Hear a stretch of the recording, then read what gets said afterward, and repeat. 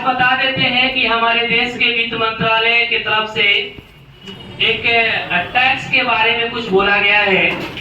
जैसे कि कोई सामान बेचते हैं और बेचने में और खरीदने में जो डिफरेंस हो रहा है उस डिफरेंस के आपको 18% देना है।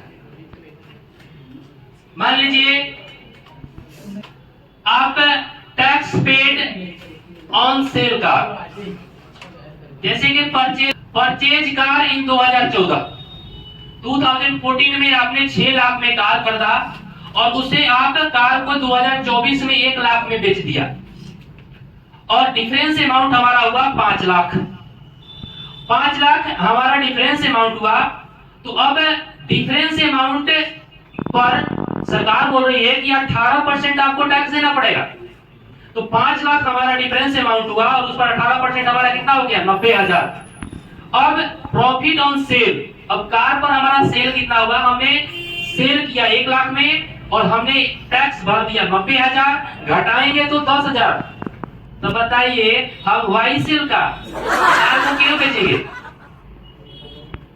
मान लीजिए कि हमको 6 लाख में हम खरीदे, 1 लाख में बेच दिए, 5 लाख डिफरेंस हुआ। उस 5 लाख पर हमको 18% जीएसटी देना पड़ा, 18%, और हमको बेनिफिट हुआ 10,000। तो इससे बढ़िया है कि घर में रखें, घर का शोभा बढ़ाए।